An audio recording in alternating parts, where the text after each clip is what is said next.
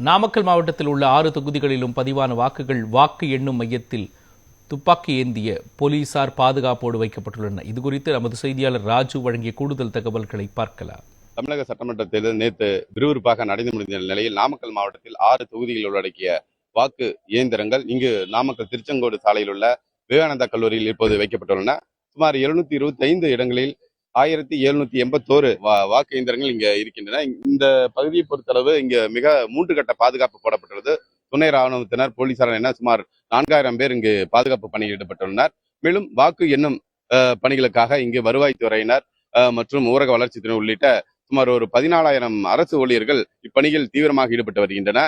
ஒவ்வொரு வாக்கு இயந்திரமும் தற்போது கட்டுப்பாடுகளில் தீவிரமாக போலீஸ் பாதுகாப்புடன், துப்பாக்கி இந்த பாதுகாப்புடன் இங்கிருந்து வைக்கப்பட்டுள்ளன. இந்த பகுதி முழுமையாக வாக்கு எண்ணும் இடத்திற்கு ஏற்ப தயார்படுத்தப்பட்டு வருகிறது.